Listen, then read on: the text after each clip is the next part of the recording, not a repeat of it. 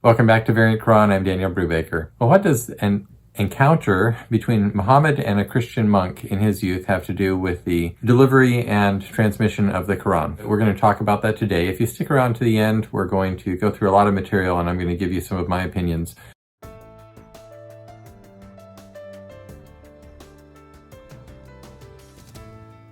Well, I received a question, a very good question from a viewer this week. The viewer is Valentin Tomberg. And he says, "Hello, Dr. Brubaker. Thank you for your precious postings. May I ask you if you ever heard of the book, The Legend of Sergius Bahira, Eastern Christian Apologetics and Apocalyptic in Response to Islam? If so, what kind of impact could this legend have had on the development of the Islamic tradition, in your opinion? I would be grateful if you could answer me." And so I did give an answer to Valentin. It is a good question. There is a lot to unpack here, and in fact, what he refers to is going to be the topic of the video today. So before I begin, and I'm going to show you some books and talk about this a bit further, I will tell you what I responded to Valentin in my own response in the comments section. I wrote, "Dear Valentin, yes, it is a Brill book by Barbara Rugema, 2009. It's actually the book that resulted from her doctoral dissertation, and I have it in my library. In addition to substantive discussion of the accounts, their history, and their contents, the book contains 4 recensions of the account of this Christian monk, East Syriac, West Syriac, and 2 Arabic. As to what impact it had on the development of Islamic tradition, it is something about which I'm not prepared to make an opinion yet. Bahira appears, of course, in the biography of Muhammad, written by Ibn Ishaq, recension by the recension of Ibn Hisham. But even this was written more than 150 years after the reported life of Muhammad. This would have been plenty of time for the development of supporting narratives and the entry of details not rooted in history, but serving an apologetic or polemic purpose. Bahira himself, a Christian monk who recognizes Muhammad as a prophet and conveniently reads him into the biblical text, for example, as the Paraclete, is clearly a candidate for such. This deserves obviously much more discussion. I'm not sure where it takes us with respect to the topic of this channel, except for the allegation in the text of the accounts that Bahira taught Muhammad the Quran. We're going to talk about that in a minute. The interesting thing is that Bahira in these accounts both confirms Muhammad as a prophet and also diminishes him by making Bahira the true writer of the Quran. In other words, it gives with one hand and takes away with the other. Finally, when one looks at Bahira's vision in these accounts, it does not, to me, ring true when compared, for example, with the very special visions of Ezekiel in chapter 1, Daniel chapter 7, and John in Revelation 1 and following, after which this vision of Bahira appears to be modeled. So a ton of stuff to unpack, but certainly very interesting. A great question. Thank you. All right, so that was my answer to Valentin. The book to which he is referring I do have on my shelf. It is this one here, The Legend of Sergius Bahira by Barbara Rugema. It is a Brill book. It is, as the Brill books are, an expensive volume. I picked it up a number of years ago at a conference where they sometimes offer these at something of a discount, although not really enough of a discount.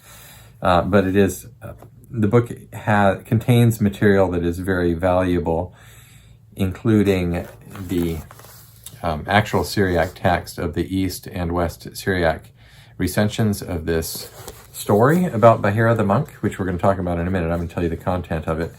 And it also has the 2 Arabic recensions of that story, along with translations in every case. Plus, at the beginning of the book, it has discussion of the matter as well. So who was Bahira? Bahira appears in the earliest report of the history of the life of Muhammad. And here it is in translation by Alfred Guillaume, 1955, Oxford. I may have shown you this before. This is a nearly 900, just over 800 page book. In the English translation, it goes from the prehistory of Muhammad's life, and it goes right on up through his death and shortly thereafter. It is, in fact, aside from the Hadith literature, but it was written about about a century and a half after the death of Muhammad, written down, and we have it not in the original that Ibn Ishaq wrote, but we have it in the version that is transmitted to us by Ibn Hisham, who was a generation beyond him. So most of the information that we have about the life of Muhammad comes from this book, and it's a heavy read, but if you want to really get it straight, as the idiom says, from the horse's mouth, if you want to get the original source, it is good to read this book. It is of course a translation from the Arabic, so here is an Arabic edition of the Sirah itself, and this is available. If you are an Arabic speaker and want to read it in the Arabic, you can look at it there, and this is only one edition. I'm sure that other editions exist. So today, and before I get into the story of Bahira himself, obviously, as you can imagine, there are many biographies of Muhammad that are more modern, and they come from a variety of different perspectives, and they tell the story in somewhat of a more accessible way. The one that I just showed you is very heavy with content. Sometimes it's difficult to navigate because it's technical, lots of details and so forth. And sometimes when a regular reader wants to get the main story, it's people tell stories in different ways, and so other people have told the life of Muhammad in different ways over the years. And so here I have some of them from my library. This is Muhammad Haikal, Life of Muhammad. Just to show you some examples of biographies of Muhammad, you have Martin Lings. Martin Lings, I believe, is a convert to Islam, a Western convert to Islam. This is the one, the Sirah of the Final Prophet. Sirah means biography. This is from Hassan al-Banna, of one of the founders of the Muslim Brotherhood. As you can imagine, these are coming and emphasizing different things. There is the very famous, 23 years, Bistose Sal, in Persian, in Farsi, the biography of Muhammad, just focusing on his 23 years after receiving the revelations. And there's the English translation, that's the book by Ali Dashti, very famous biography of Muhammad. There is another one that was won an award, another modern biography of Muhammad. That when was this made? Let me see. Oh, let's see. I don't know the publication date of that. Actually, I should know that. And then there are other perspectives. So, for example, this is the one. There's a Sufi biography of Muhammad, so it emphasizes certain things about his life that align with the Sufi perspective. So, Farzanamu.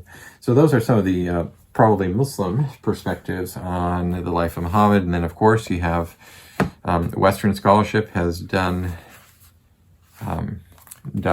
at Muhammad's life as well. There's Michael Cook's little Oxford biography of Muhammad, summary of that. You have Muhammad at Mecca, which is Montgomery Watt's analysis of the, not really telling of the biography, but it does focus on Muhammad's time at Mecca in his earlier period of his life. There's the French Maxime Rodinson, his biography of Muhammad there. Sorry, there's the other one by Montgomery Watt, Muhammad, Prophet and Statesman. And then there's Tor Andre, Muhammad, the Man and His Faith. So those are just a few. There are hundreds of different biographies, many of them modern, of the life of Muhammad. Now, one thing that all of these, I'm sorry, not all of them, I think, but most of them have in common is the telling of the story of Bahira the monk.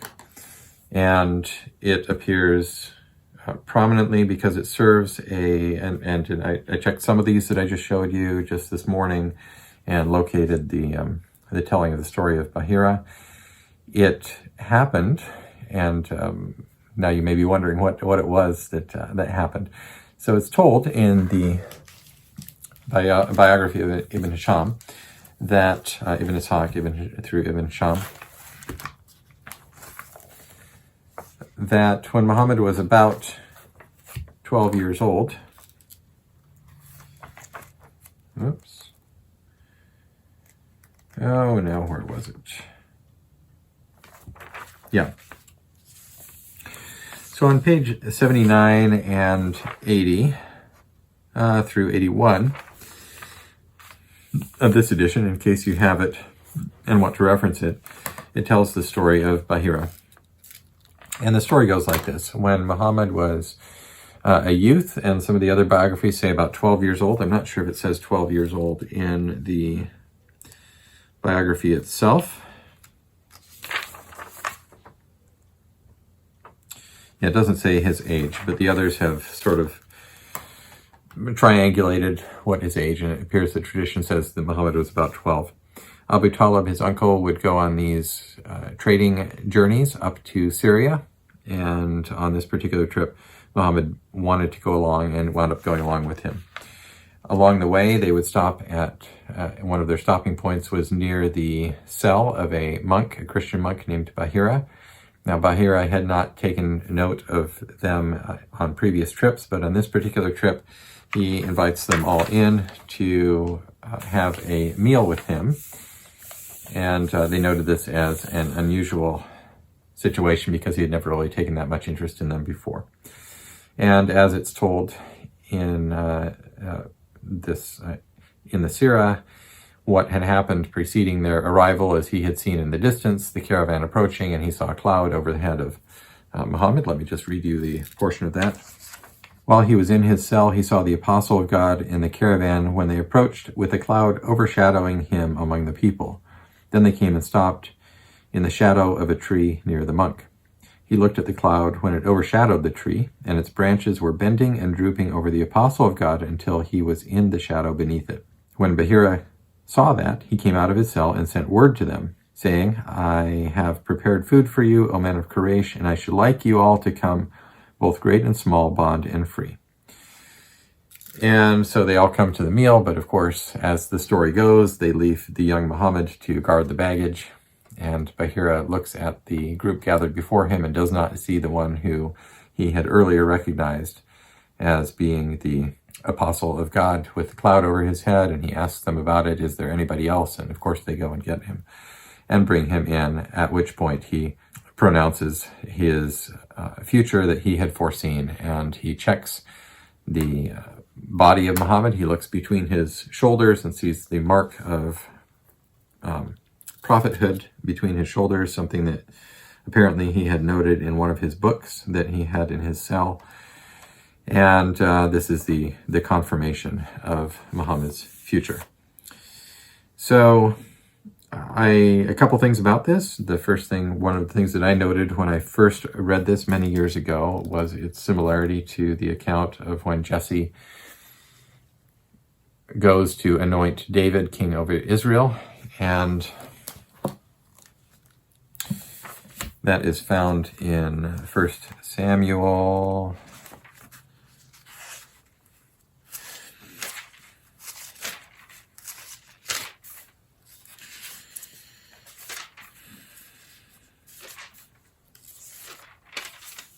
Yeah, 1 Samuel 16. And the story is very similar in many respects. Samuel goes and he calls Jesse, and Jesse calls out all his sons, but he leaves David, the youngest, who's tending the sheep. And Samuel passes by each one of the various sons of Jesse and does not recognize any of them as being the one whom God had anointed. And so then they call out the youngest son, and sure enough, it's him Samuel anoints him king over Israel. So interesting. Don't know what we make of that, but I did notice that similarity there.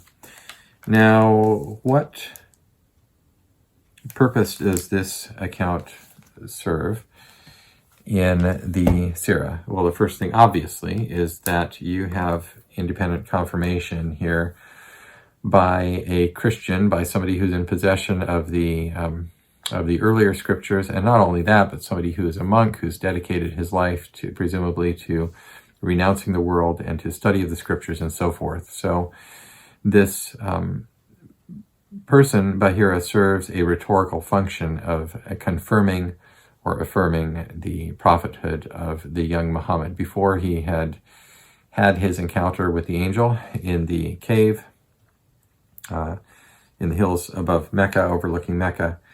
And obviously this is something that is of great value in the biography of Muhammad. And this is why it is reported in all these others as well, receives prominent attention. Now,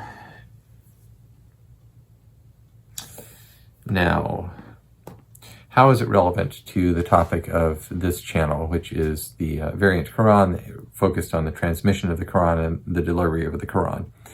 And this goes back to the question of Valentine, who appears to be familiar with this book. He says, what kind of impact could this legend have had on the development of the Islamic tradition, in your opinion? Now, I actually don't know if Valentine is familiar with the entirety of the historical account as it appears in the Syriac and Arabic traditions. But when we look into Barbara Ragama's book, and if you read the account itself in translation, what you find is that not only is there the detail that is related in the biography of Muhammad that I just read to you, but there are other features of the story that appear there. Now, when these things were written, are going to be very relevant to what we do with them. Are they contemporaneous, or are they later recensions? Are there things added to them, and so forth? But in the story of Bahira, as it appears in the Syriac tradition, there are some other features. And the first prominent one is that it, as I mentioned in my response to Valentine, is that Bahira had made a trip toward Syria, and along the way he stopped by Mount Sinai, and I presume that he meant Mount Sinai, the area of St. Catherine's Monastery, which is on the Sinai Peninsula, which I don't believe is the actual Mount Sinai. I believe the actual Mount Sinai is in northern Arabia, what is inside what is today Saudi Arabia. But be that as it may, in the account, he went to this monastery, he stayed there, and after the evening of spending time socializing with the other monastics there, he was told that he could not go out at night and to go up on the mountain, but he sneaks out and he goes up to the top of the mountain in pursuit of a vision, and a vision is granted to him which looks very much like the visions of Ezekiel and Daniel and of John in Revelation, in the sense that this vision involves the stirring up of the seas by the four winds. It involves the appearance of a number of beasts in sequence who are terrifying and have obvious symbolic value. It involves an angel interpreting for Bahira what the meaning of all these things is, which is all very much the pattern of what we saw happening in, for example, Daniel chapter 7. Now, Daniel 7 is very important to the it is tremendously important when it comes to the understanding of Christology and who Messiah was to be. And Jesus himself spoke the words of Daniel chapter 7:13 when he stood before Caiaphas, the high priest, and was asked who he was, and he answered with these words of that. So I want to just take you through, and this is kind of an involved video, but And whether it's actually relevant or if this is a later myth that is developed to serve one narrative or the other, those are things that we'll think about and continue to think about. And I'm not going to take a strong position, but keep that in mind, that we don't necessarily know that this story is true or that it originated around the time of the lifetime of Muhammad. All right, so first thing we're going to do is take a look at Daniel chapter 7. And what happens in Daniel chapter 7 is he had a dream. Daniel in exile. Remember, Daniel was taken to exile to Babylon. He was Nebuchadnezzar came actually in the first year of his reign, or possibly before he took the throne. I think it seems that Nebuchadnezzar might have been out on expedition and besieging Jerusalem before he actually took the throne. But it was right there around that time. He besieged Jerusalem. He carried off much of Jerusalem in exile to Babylon. He took from among the exiles some young men, 4 young men, Daniel and his 3 friends, into his own service because of the aptitude and the high level of learning and promise that they showed.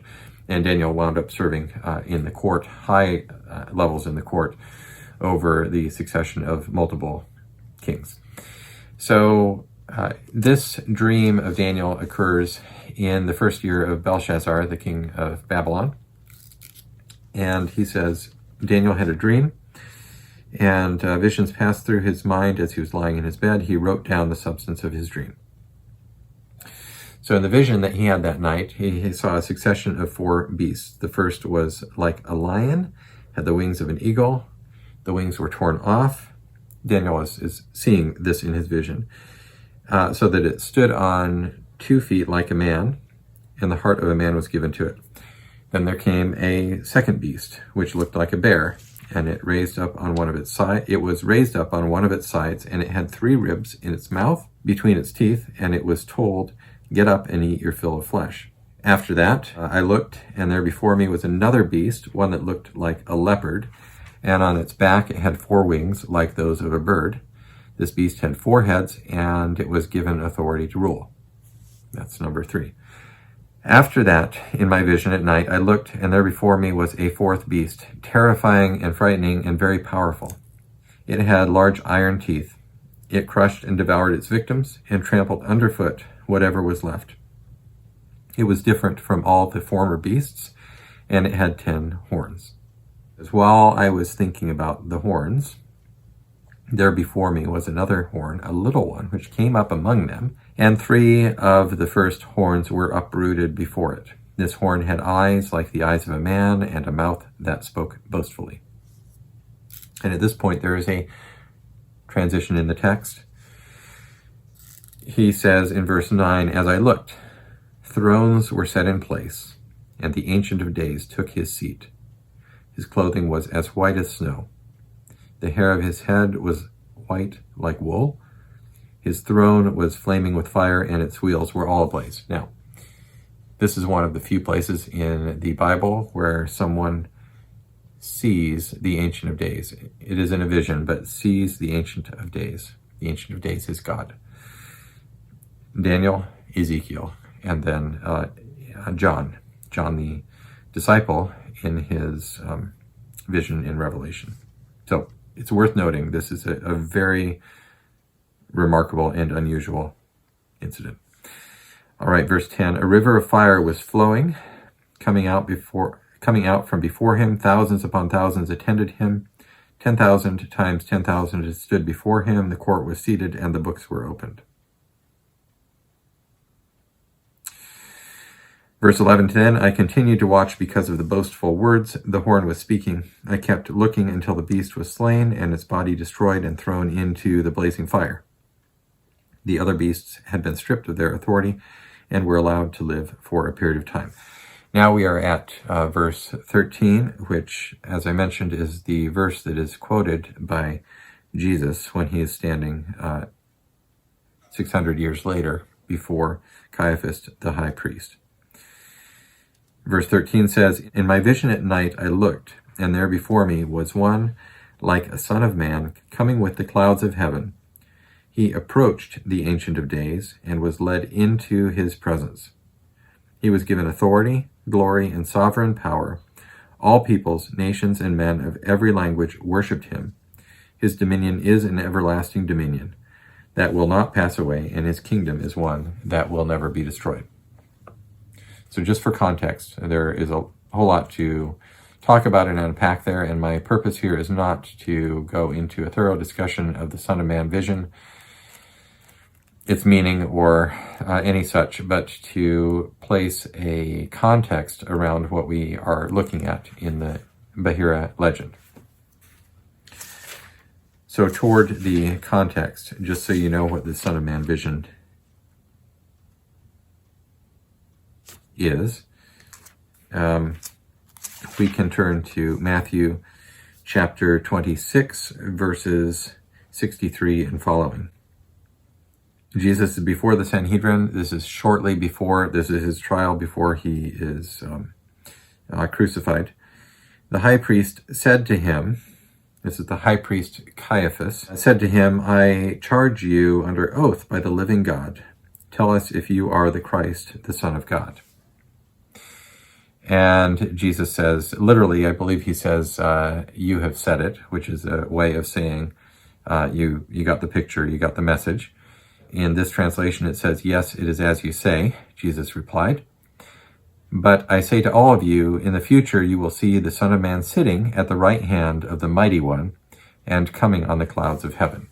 So Jesus was making a reference to Daniel chapter 7, verse 13, where the one like a son of man, he uses the term son of man, coming on the clouds of heaven. He says, you will see me coming on the clouds of heaven, and you also see me sitting at the right hand of the Mighty One. And at the right hand of the throne of God is not a place for a human. So this is the reason that in verse 65, the high priest tore his clothes and said, he has spoken blasphemy. Why do we need any more witnesses? Look, now you have heard the blasphemy. What do you think? He is worthy of death, they answered. Then they spit in his face and struck him with their fists. Others slapped him and said, prophesy to us, Christ, who hit you? So again, there's much more reference. Jesus refers to himself as Son of Man in this context many, many times throughout the New Testament. And if you look at chapter 1 of Revelation, which I encourage you doing, you're going to see a further affirmation of this context. All right, so we're coming back now to the legend of Bahira the monk. And when we look at it, we see a vision that he is reported to have received when he goes up the mountain of Mount Sinai. He gets this vision, and he sees a series of beasts. It says he saw the four winds of the sky stirring up each other. Now I'm reading from Barbara Ragama's book. I saw a white beast coming on the wind of the south, and it ate the east and the west and the south and the north and the sea, and it settled in the desert.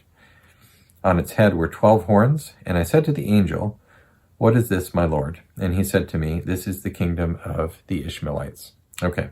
So this is the first point, and we're going to go through, I'm sorry if this is kind of involved, but this is, obviously we're dealing with some substance here. It's one of the things that is different about the Bahira legend and the Daniel chapter 7 and the other ones. For example, in Daniel 7, Daniel says that he was troubled in spirit, and the visions that passed through my mind disturbed me. I approached one of those standing there and asked him the true meaning of all this. And so he gave Daniel the interpretation of all this. But the one thing that he does not do is he does not identify any of the kingdoms by name. Does not identify any of the kingdoms by name. And that is typical of all three of the, with one or two small exceptions where Greece is mentioned actually in Daniel chapter 8 and elsewhere. But in this particular case, these visions with the appearance of the beasts, actually in Revelation there's mention of Babylon, although it's possibly in some larger symbolic sense. But usually, and certainly in this case, there's not an identification of the beasts with a given kingdom. And so when we look at the Bahira legend, one thing that stands out to me at least is that it is specifically identified by name, Kingdom of the Ishmaelites. And then there was a second, a black beast on the wind of the north, and it ate the east and the west and the south and the north and the sea, and it settled in the land of Babel. And on its head were 7 horns, and I said to the angel, "What is this, my Lord?" And he said to me, "This is the kingdom of the sons of Hashim, son of Muhammad." So again, you have a specific identification by name. This is unusual in these type of accounts, at least from a biblical perspective. So just at this point where we are, we have a report of Bahira, a monk who is not reported to be a prophet. He goes on a trip to Syria, and along the way he goes to the Sinai Peninsula, which, by the way, is not really on the way to Syria. It's kind of out of the way, and very much out of the way, because he's living north, and he would have gone south for this.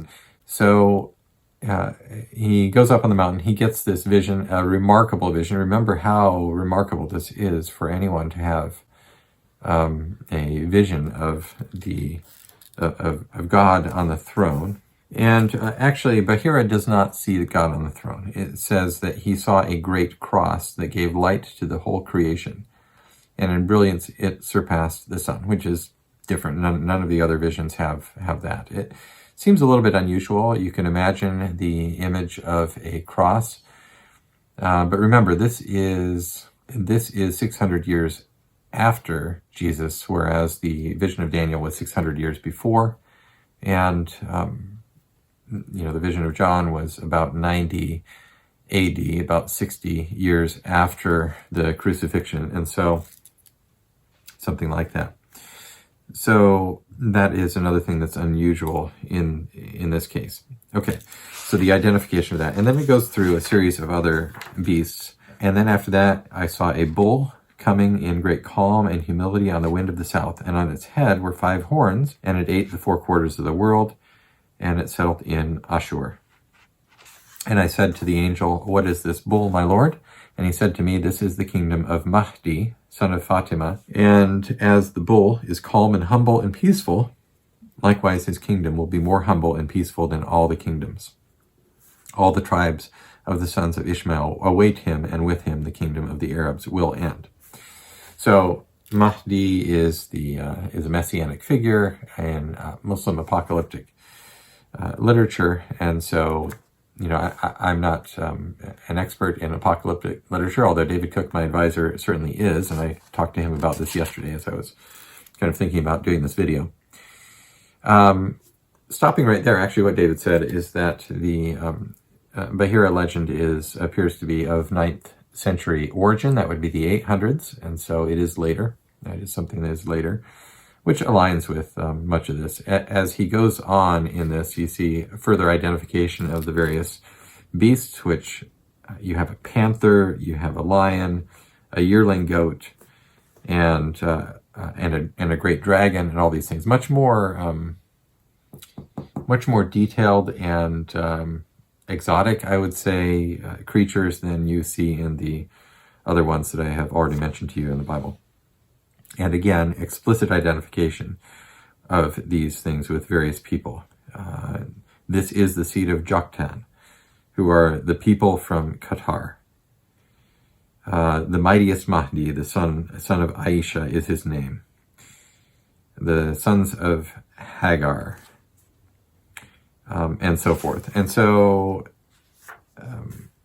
I don't need to go too far into the detail of this because we still have not yet come to the thing that is the point relevant here. But Bahira, so he sees this vision. It seems to confirm and foretell all these things relating to Muhammad and the Ishmaelites and so forth. And then after this, the legend tells about what I have read to you about Bahira meeting Muhammad and actually sitting down with him and talking with him and telling this young Muhammad that he had seen his great future and that he was going to be this amazing person and so forth. But what comes next is the thing that's interesting here, is Muhammad says to him, Yeah, here we go on page 279. Then Muhammad said to Mar Sergius, "Everything you ask will be for you, but how will they..." Oh, and Muhammad says to him after Bahira tells him all these things about Muhammad's future, Muhammad says, "Great, basically, what can I do for you?" And Bahira asks, in this case, he tells about all the Christian monks who are living, and he says, "We're people of peace and piety and so forth. And as you come into your kingdom, basically, please don't harm the Christian monks. Leave us to be and let us go our way in peace." And so Muhammad responds to him, "Everything you ask will be for you." But then Muhammad asks Bahira this question: "How will they believe in me not knowing a book?" And so Bahira answers him, "I will teach you everything." And so this legend continues to go and report that Bahira tells him that he will teach Muhammad at night, the Quran basically is the implication, and that Muhammad will go during the daytime and represent it as his own revelation. Okay, so now you can see how impactful the rest of that legend, which is obviously not reported in the Sirah that I showed you, the Muslim versions of the Sirah, and probably not surprisingly, because in fact, and now we get to some of my opinion about this, in fact, this serves an apologetic and polemic function against Islam and against the prophethood of Muhammad, because it makes Bahira really the originator of the Quran. The fact of its probable late origin is, it seems evident to me that this is likely a crafted narrative. It's likely something that serves the purpose of undermining Muhammad as a prophet. The interesting thing about it is that it, at the same time, affirms him as prophet in a very dramatic way, as having come from God, and through the vision. I mean, why did Bahira have to even have the vision in the first place to recognize Muhammad as a prophet? And so those two things existing side by side in this account are very interesting. But the likely imposition or the growth of this legend into something that serves the interests of those wishing to discount Muhammad is likely, as well as possibly the growth of the narrative of Bahira in the first place. Now, is there a historical kernel in this? Did Bahira actually exist? Did he actually have an encounter with Muhammad in which he affirmed him or spoke of his, or saw that he was indeed going to be a prophet to the Ishmaelites and so forth? I don't know. We don't know. It exists in the biography. And by the way, it is not the only instance in the biography. If you read through it, you're going to find several other places where there are encounters of Muhammad with Christian people and Christian monks. The other one is Waraka, a Christian who was close to Muhammad and was one of the first converts to Islam. So there's these things that pop up in the biography that lend a certain authority to Muhammad in the mouths and testimony and witnesses of Christians who are around him at the time. And obviously this serves an important role and important function. All right, so we've been through a lot today. I'm sorry, this video has gone quite long, but I wanted to bring it around full circle and answer that great question. I just think it's a sort of a dive into some of the historical context of these things. We haven't dealt with manuscripts at all today, but we have dealt with some of the things related to the delivery and transmission of the Quran. I am not expressing to you any opinion about them. I'm just making you aware of some of the historical material and one particular episode that exists in the biography of Muhammad and in some of the surrounding materials that were contemporaneous or shortly thereafter that we have in the historical record. So I hope it's been interesting to you, and thank you very much for watching. My own interest in this, I hope, is evident that I find this stuff fascinating, and there's so much to look through and think about, and I hope you enjoy going along this journey with me in this YouTube classroom as we talk about this stuff. I will link at the bottom the Ragama book and the Guillaume book and maybe a couple of these others if you're interested in picking them up for yourself and doing some more reading. Meanwhile, thank you very much for watching, and wherever you are in the world, I hope you're doing well. We will talk to you again very soon. Thank you.